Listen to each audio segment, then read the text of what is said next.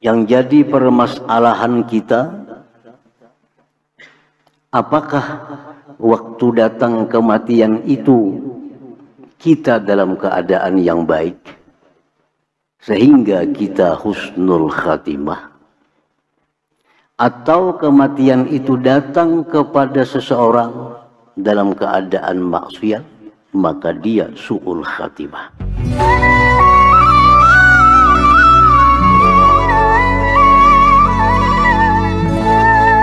Assalamualaikum warahmatullahi wabarakatuh. Alhamdulillah alladzi ja'ala al-mauta mau'izah. Man itta'adha biha, man itta'adha bihi sa'ida sa'adah. Wa man la nalima nalama. Ashhadu an la ilaha illallah wahdahu la syarika lah. Wa ashhadu anna Muhammadan abduhu wa rasuluhu wa la nabiyya ba'dah. Allahumma salli wa sallim wa barik ala sayyidina Muhammadin khairil wara sajiyah wa ala alihi wa ashabihi wa zurriyatihi wa atba'ihi ila yaumil qiyamah, amma ba'd. Yang kita muliakan para habaib dan para alim ulama, guru-guru agama, yang kita hormati tokoh masyarakat, tokoh pemerintahan yang hadir pada malam hari ini, yang kita hormati Ta'mir Masjid Al-Ma'sum, yang kita hormati hadirin hadirat sekalian rahimakumullah.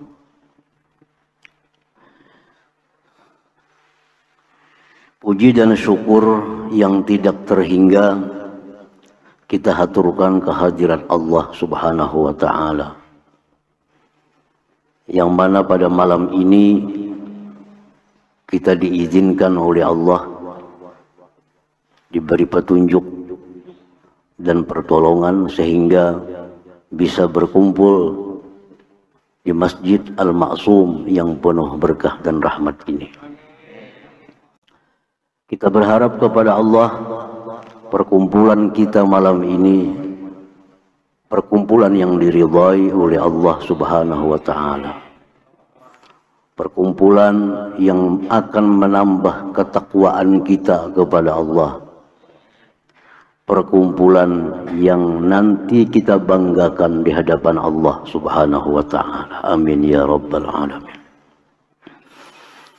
Salawat dan salam atas junjungan kita Nabi besar Muhammad sallallahu alaihi wasallam dan seluruh keluarga, para sahabat, zurriyat dan pengikut beliau sampai hari kiamat nantinya.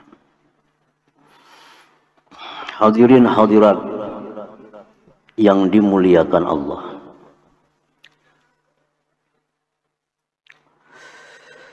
firman Allah Subhanahu wa ta'ala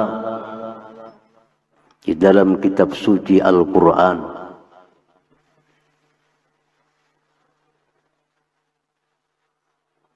A'udzu billahi minasy syaithanir rajim.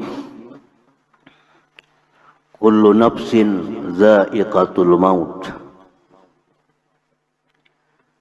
wa innama tuwaffawna ujurakum yaumal qiyamah. Faman zuhziha 'anil nar wa udkhilal jannah faqad faz, ila akhir ayat. Arti terjemah dari firman Allah tersebut, tiap-tiap yang bernyawa akan merasakan kematian. Tiap-tiap yang bernyawa akan merasakan kematian. Dan hanya saja disempurnakan balasan kalian pada hari kiamat nanti. Barang siapa yang dijauhkan dari neraka dan dimasukkan ke dalam surga, maka sungguh dialah yang beruntung.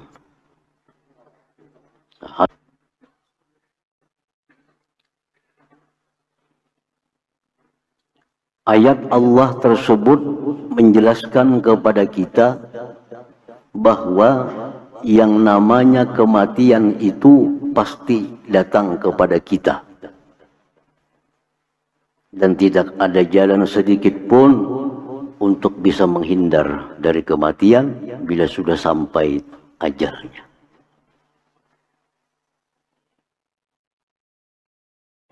Yang jadi permasalahan kita, apakah waktu datang kematian itu kita dalam keadaan yang baik sehingga kita husnul khatimah, atau kematian itu datang kepada seseorang dalam keadaan maksiat maka dia su'ul khatimah. Itu yang kita tidak tahu tentang diri kita. Apakah kematian itu datang kepada kita, kita sedang salat? Apakah datang kematian itu kepada kita, kita sedang baca Al-Quran? Apakah datang kematian itu kepada kita, kita sedang berzikir kepada Allah? Atau sebaliknya? Atau sebaliknya kematian datang dalam keadaan maksiat kepada Allah. Kematian datang dalam keadaan lupa kepada Allah. Itulah su'ul khatimah. Itu yang sampai sekarang yang mestinya kita risaukan tentang diri kita. Ini mestinya yang jadi pikiran kita. Dengan apa kita sudahi hidup di dalam dunia ini. Husnul khatimah, gerbang kebahagiaan. Dan su'ul khatimah itu gerbang kesengsaraan, gerbang kehinaan. Kita belum tahu dari gerbang mana kita masuk menuju alam akhirat itu. Nah, ini masalah yang perlu kita perhatikan, yang perlu kita renungkan, yang perlu kita risaukan tentang diri kita ini. Hadirin hadirat yang dimuliakan Allah.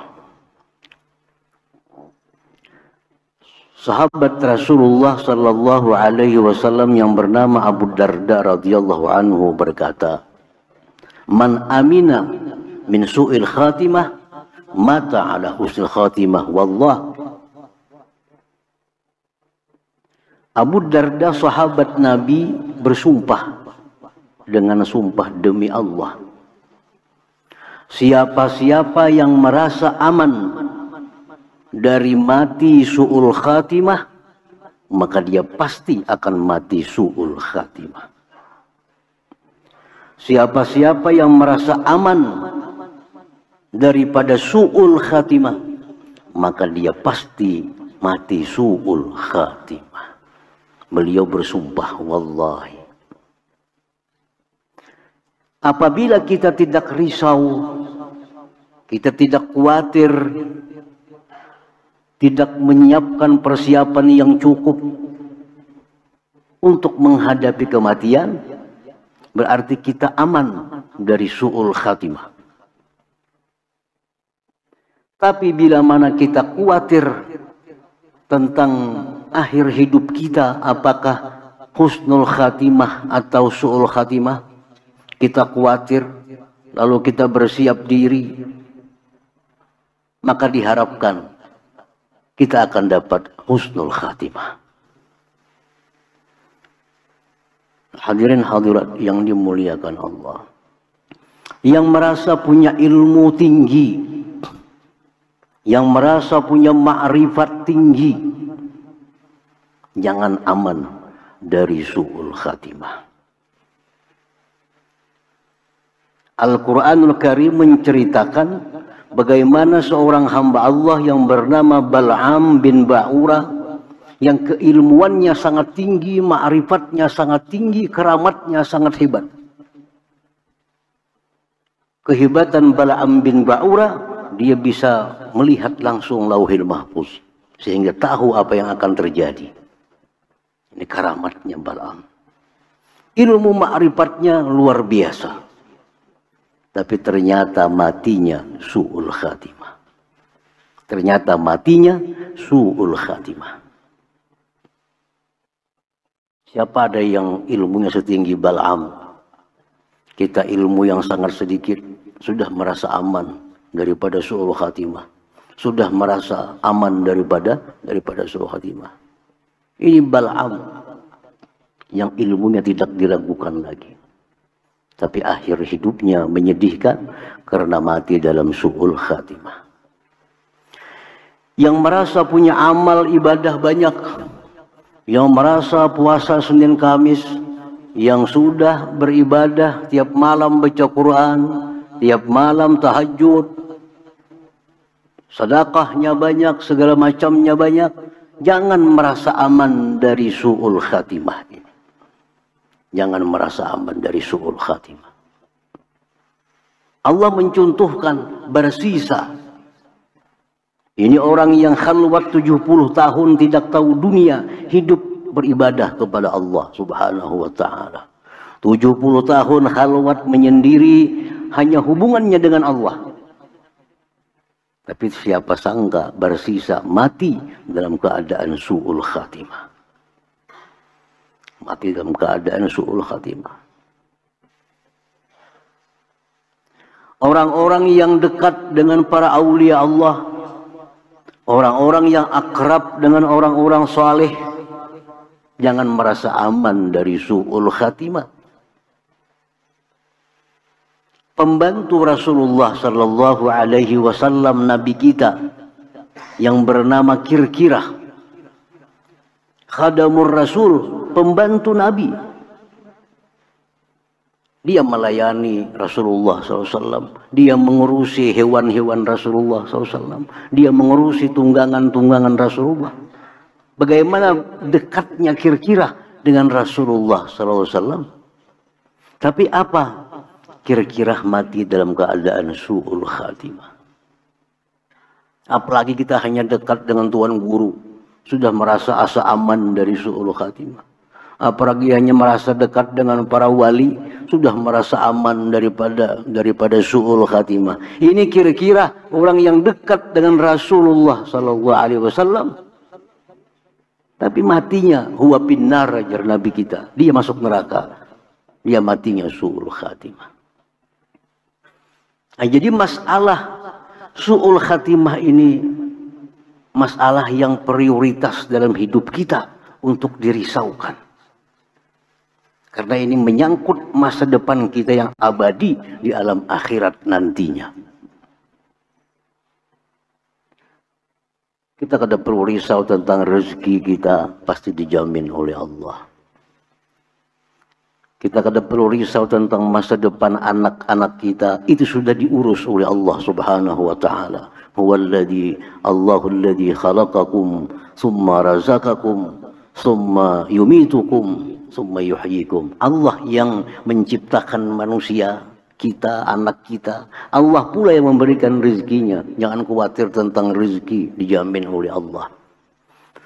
Tetapi yang perlu kita khawatirkan adalah akhir hidup kita menyambut yang namanya kematian itu. Apakah dalam keadaan baik, dalam keadaan ingat kepada Allah, atau lupa kepada Allah.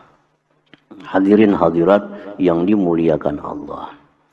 Nah, kalau kita risau, kita khawatir tentang akhir hidup kita, apakah kita mati membawa iman, atau kita mati justru meninggalkan iman dulu. Kalau kita khawatir itu, apa langkah kita yang kita lakukan? Apa persiapan kita yang kita lakukan? Kalau kita khawatir mati kita ini kadang membawa iman. Kalau hanya sekedar khawatir, tapi tidak ada langkah yang dilakukan, itu namanya gurur terperdaya. Ya apakah akhirnya kita ini mati? Beriman juga kah? Hanya ingat situ aja. Tapi apa langkah yang dikerjakan? Apa ada usaha yang kita kerjakan untuk menutupi kekhawatiran kita itu? Kita khawatir isuk liding mati. Hari ini sudah beciok banyu. Kenapa? Isuk bakal mati. Pengumuman malam ini kita malam isuk lampu PLN pajak. Hari ini sudah kita siapkan segala macam. Nah itu yang bujur. Itu yang bujur. Kalau kita tahu bahwa mati kita ini husnul khatimah atau su'ul khatimah, apa persiapan kita untuk menghadapi kematian itu? Nah, Rasulullah Sallallahu Alaihi Wasallam memberikan petunjuk, arahan kepada kita persiapan untuk menghadapi kematian supaya mati itu husnul khatimah. Nabi kita memberikan pelajaran kepada kita, memberikan arahan petunjuk kepada kita agar kita bersedia, agar kita bersiap untuk menghadapi kematian supaya kematian itu husnul khatimah. Husnul khatimah itu yang paling rendah, mati membawa iman. Mati membawa iman.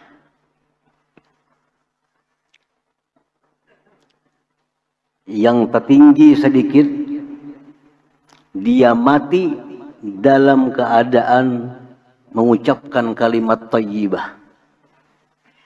Dia mati sedang baca Quran, dia mati sedang sembahyang, dia mati sedang puasa, dia mati sedang berbuat kebaikan. Ini husnul khatimah. Yang lebih tinggi lagi, dia mati waktu sedang membela agama Allah. Dia mati syahid di medan perang. Dia mati di saat sedang mengajarkan ilmu-ilmu hukum-hukum Allah. Dan yang paling tinggi husnul khatimah adalah orang yang menutup hidupnya dengan kalimat la ilaha illallah. Itu husnul khatimah yang paling tinggi. Man kana akhiru kalamihi la ilaha illallah dakhalal jannah. Siapa yang akhir hidupnya itu la ilaha illallah, itu dakhalal jannah, masuk ke surga. Ini husnul khatimah yang tertinggi. Nah, keinginan kita mesti keinginan yang tinggi. Kita mesti ingin akhir hidup kita ditutup dengan la ilaha illallah. Tapi jarang sekali ada manusia yang menutup hidupnya dengan kalimat la ilaha illallah. Itu langka sekali orang-orang yang akhir hidupnya mengucap la ilaha illallah itu. Nah, hadirin hadirat yang dimuliakan Allah. Rasulullah Sallallahu Alaihi Wasallam mengajarkan sebuah doa untuk orang-orang yang khawatir mati kada membawa iman. Rasulullah mengajarkan doa untuk orang-orang yang takut mati kada membawa iman. Dan doa ini bukan hanya diajarkan oleh Rasulullah dan diamalkan oleh Rasulullah.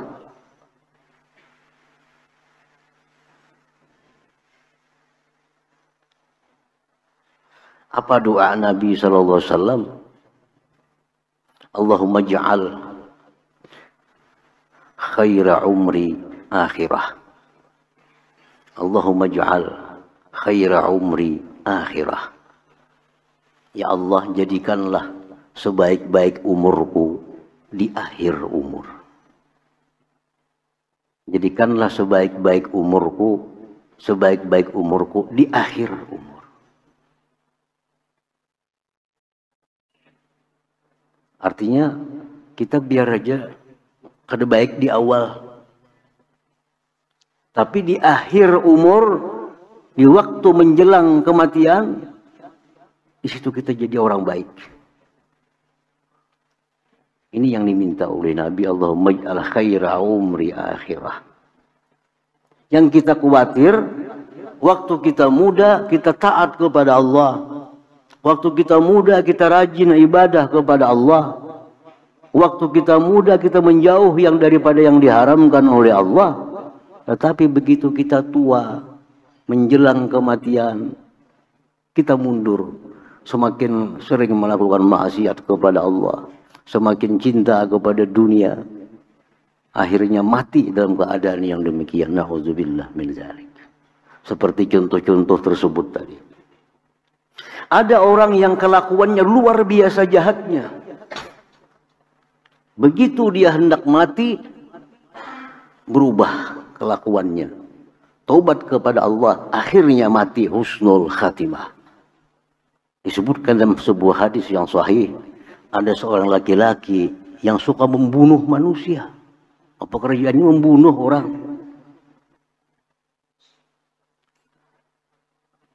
Kalau cucuk lawaninya, bunuhnya.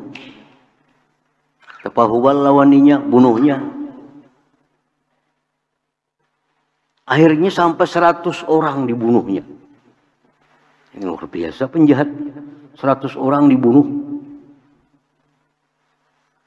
Tetapi begitu dia menjelang akhir hidupnya, dia diberi Allah hidayah. Diberi Allah taubat. Sehingga dia mati dalam keadaan taubat kepada Allah. Dan mayatnya diambil oleh malaikat rahmat. Nah ini husnul khatimah. Ini jar Nabi, Allahumma ja'al khaira umri akhirah. Ya Allah, jadikanlah sepaling baik umurku itu di akhir-akhir hidup. Di akhir-akhir hidup itu yang paling penting umur kita baik. Nah ini Nabi mengajarkan doa ini. Allahumma ja'al khaira umri akhirah. Ya Allah, jadikanlah sebaik-baik umurku di akhir. Wa khaira amali khawatimah. Sebaik-baik amalku di ujungnya. Wa khaira ayyami yauma alqaq. Sebaik-baik hariku, hari di mana aku meninggal dunia. Ini doa Nabi kita sallallahu alaihi wasallam. Agar apa doa ini dibaca? Agar mati husnul khatimah. Ada lagi doa Nabi mengajarkan, ya muqallibal qulub sabbit qalbi ala dinik. Hai Tuhan yang membulak-balikkan hati, tetapkan hatiku atas agama Engkau sampai mati. Al-Quran pun mengajarkan doa husnul khatimah. Rabbana la tuzigh qulubana ba'da idh hadaitana wa hab lana min ladunka rahmah innaka antal wahhab. Para aulia-aulia Allah pun mengajarkan doa supaya husnul khatimah. Allahumma inni as'aluka husnul khatimah. Jadi begitu pentingnya husnul khatimah ini untuk jadi perhatian kita. Al-Quran mengajarkan doanya, Nabi-Nabi mengajarkan doanya, para aulia Allah mengajarkan doanya supaya mati husnul khatimah. Jangan kita anggap remeh urusan akhir hidup. Ini yang menentukan nasib kita di akhirat nanti. Jangan dianggap remeh tentang akhir hidup. Banyak orang-orang yang matinya su'ul khatimah itu banyak. Imam Ahmad ibnu Athaillah As-Sakandari menceritakan dalam kitabnya Tajul Arus. Ada orang yang pekerjaannya membongkar kubur. Ini maling spesialis pembongkar kubur. Ada orang mati, kayaknya bongkarnya, ambilnya kainnya, ditapasnya dijual. Nabbasul kubur, pembongkar kubur. Ini pekerjaannya. Ada orang mati, bila kata dijaga kuburnya 2-3 hari, tak bongkar tuh. Kenapa? Mau ambil kain kapan aja diambil, dijual gitu. Ini pekerjaannya. Berapa kubur sudah yang dibongkarnya? Kada kau menghitung lagi. Akhirnya tukang bongkar kubur ini tobat kepada Allah subhanahu wa ta'ala. Tobat kepada Allah. Ampih pegawin itu. Lalu dia berkisah, bercerita kepada imam, kepada seorang syekh. Wahai tuan guru, ulun ini pekerjaan tukang bongkar kubur kaum muslimin. Ulun hitung ada 1000 kubur yang ulun bongkar dari kubur muslimin. 1000 orang itu keadaannya dalam kubur membelakangi kiblat. Artinya apa? Matinya su'ul khatimah. 1000. Dari sekian banyak ulun bongkar kubur muslimin, 1000 kubur yang ulun bongkar itu, mayat dalam kubur itu membelakangi kiblat. Padahal waktu diandak di kubur menghadap kiblat. Tapi malam hari sudah berubah membelakangi kiblat. Ini pertanda su'ul khatimah matinya. Meninggalkan iman sebelum matinya sehingga dipalingkan dari kiblat Baitullah. Nah, ini yang membuat kita risau. Ini yang membuat kita khawatir tentang akhir hidup kita ini. Orang sekelas ilmu tinggi, orang sekelas ibadah hebat, orang sekelas pembantu Rasulullah, matinya ada yang su'ul khatimah. Tetapi jangan putus asa dari rahmat Allah. Kita selalu berharap ada orang yang membunuh 100 orang, matinya bisa husnul khatimah.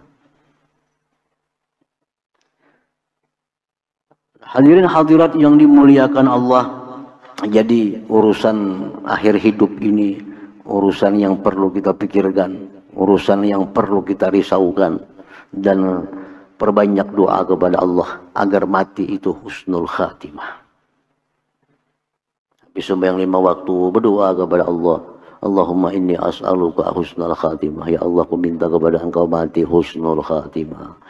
Maghrib berdoa, Isya berdoa, subuh berdoa, ya Allah matikan aku husnul khatimah, matikan aku husnul. Tanda bahwa kita khawatir. Abu Darda berkata lagi, wallah demi Allah,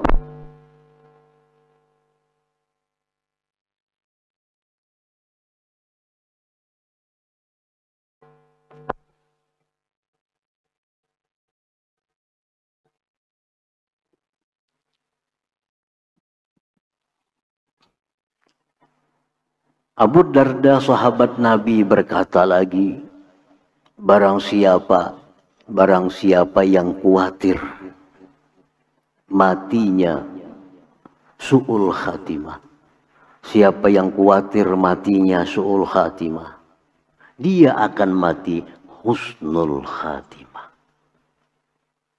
Bersumpah lagi Abu Darda, wallah demi Allah, siapa-siapa yang khawatir matinya su'ul khatimah, dia akan mati husnul khatimah.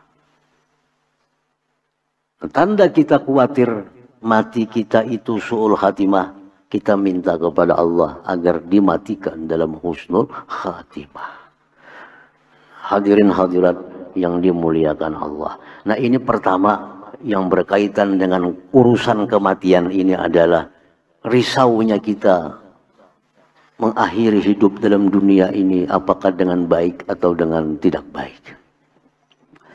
Kemudian yang kedua yang berkaitan dengan maut yang pasti akan kita jumpai adalah sakratul maut. Al-Quran mengatakan wajahat sakratul mauti bil haq. Sakratul maut itu pasti datang. Sakratul maut. Itu sakratul maut adalah sesuatu keadaan menjelang kematian yang dahsyatnya luar biasa. Ini diceritakan oleh Nabi. Bagaimana dahsyatnya sakratul maut itu luar biasa. Diceritakan oleh Nabi. Karena yang mati kada berkisah. Jangan yang mati ini berkisah. Kita ini tuh bersemuaan sudah. Cuma yang mati-mati ini kada berkisah. Nabi yang mengisahkan. Dan Nabi maha benar. Ujar Nabi, sakratul maut itu sesuatu yang sangat dahsyat. Apa dahsyatnya? Satu, tubuh yang sangat sakit. Menjelang roh keluar tubuh. Kayak apa sakitnya? Nabi mengatakan seperti dipukul 300 kali dengan pedang. Itu sakitnya sakratul maut. Itu hanya dirasakan oleh orang yang mengalaminya. Sakit tubuh. Dua, sakit hati. Kenapa hati sakit? Meninggalkan anak, berpisah lawan bini, berpisah dengan harta, berpisah dengan jabatan, berpisah dengan toko, berpisah dengan duit. Tak pikir, duit kurang banyak padang dibagi-bagi orang kayaknya.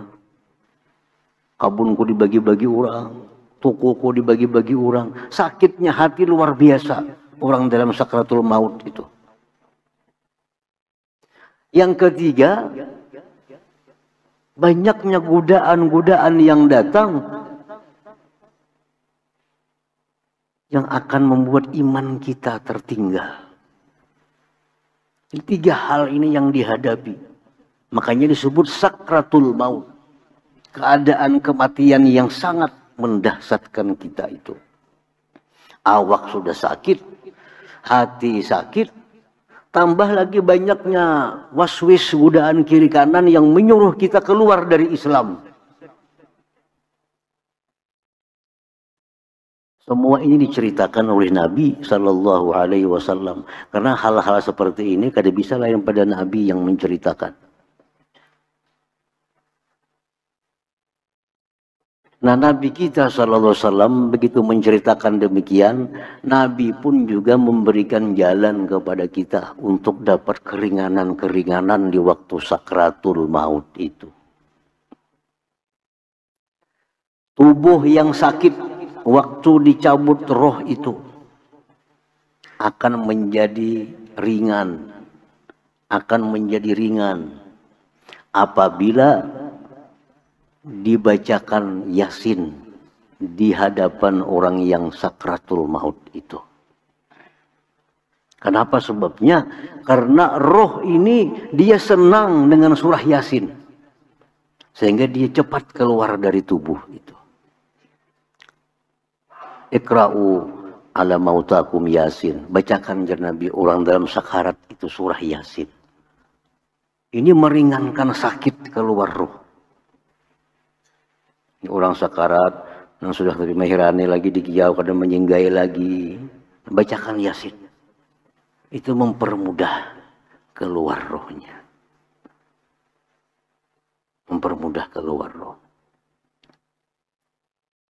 Imam Al-Ghazali radhiyallahu anhu dalam tafsir beliau, tafsir Al-Ghazali, beliau menafsirkan ayat Rabbana la tuzigh qulubana ba'da idh hadaitana wa hab lana min ladunka rahmah innaka antal wahhab. Beliau menafsirkan itu, ujar Imam Ghazali, di waktu seorang muslim itu sakarat, iblis mengirim pasukan. Untuk apa? Untuk menggelincirkan orang ini dari Islam. Dikirimlah oleh iblis pasukan-pasukan. Dan pasukan-pasukan ini menyerupai orang-orang yang kita cintai dalam dunia, menyerupai orang-orang yang seringkali kita minta nasihat kepadanya. Kalau abah kita sudah mati, datanglah iblis menyerupai abah.